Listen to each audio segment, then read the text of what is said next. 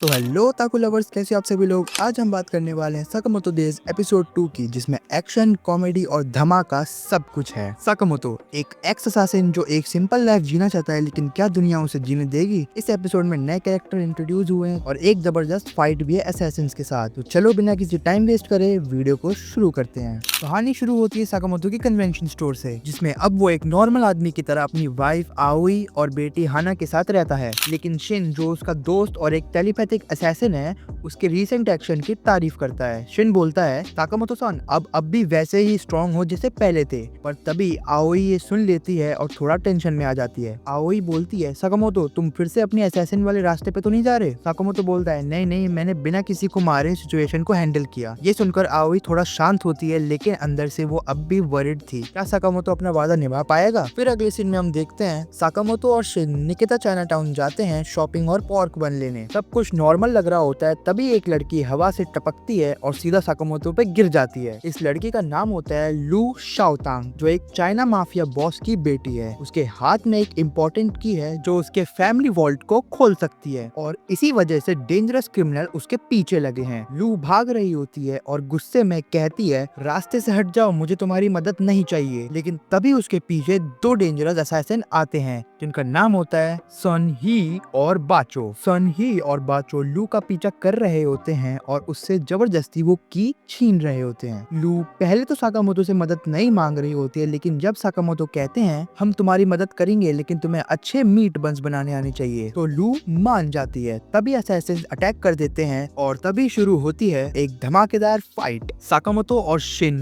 बिना किसी को मारे फाइट करते हैं। शिन अपनी माइंड रीडिंग पावर से अटैक को डॉज करता है। साकामोतो अपनी फास्ट रिफ्लेक्सेस से अटैक को काउंटर करता है। एक सीन में साकामोतो सिर्फ एक प्लास्टिक बैग से एक असैसिन का अटैक ब्लॉक कर लेता है। भाई ये आदमी कुछ भी कर सकता है, और इनकी फाइट ऐसे ही चल रही होती है। फाइट का रिजल्ट क्या आता है, साकामोतो और शिन दोनों असैसिन को हरा देते हैं बिना किसी को मारे। अगले सीन में लू साकामोतो से एक सवाल पूछती है, तुम मुझे क्यों बचा रहे हो। तभी साकामोतो एक फ्लैशबैक में चला जाता है। उसको याद आता है कि जब उसने आओई से वादा किया था कि वो कभी किसी की जान नहीं लेगा और एक पीसफुल लाइफ जिएगा। यही वजह है कि वो अब नो किल रूल फॉलो करता है। ये फ्लैशबैक बताता है कि साकामोतो चाहे कितना भी स्ट्रॉन्ग हो जाए, वो अपनी फैमिली के लिए असैसिन वाली लाइफ से दूर रहना चाहता है। सन ही और बाचो को हराने के बाद वो तीनों माफिया बॉस के पास जाते हैं। वहाँ पे लू उसको मार मार के उसका भरता बना देती है। फिर अगली सीन में हम देखते हैं कि जो कि लू के पास है, उससे वो अपने सीक्रेट रूम को खोलती है। जैसे ही वो तीनों रूम के अंदर जाते हैं, वो देखते हैं कि रूम के अंदर बहुत सारा गोल्ड पड़ा हुआ है और बहुत सारा कीमती सामान रखा हुआ है। लू अपने फैमिली के वॉल्ट से एक सेंटिमेंटल आइटम निकालती है, एक पुरानी अल्कोहल की बोतल जो उसके पापा उसके साथ शेयर करने वाले थे। ये सिर्फ एक बोतल नहीं, उसके पापा की यादों की निशानी थी। लू इमोशनल हो जाती है और साकामोतो और शिन के साथ ड्रिंक शेयर करती है, जो अब उसके नए दोस्त बन गए हैं। लू अब साकामोतो की कन्वेंशन स्टोर ज्वाइन कर लेती है और हाँ, अमेजिंग बंस भी बनाती है। साकामोतो कहते हैं, एक रूल याद रखना, यहाँ किसी को मारने की परमिशन नहीं है। सब हंसते हैं, लेकिन कहानी यहीं खत्म नहीं होती है। एपिसोड के एंड के पोस्ट क्रेडिट सीन में हम एक बड़ा ट्विस्ट देखते हैं।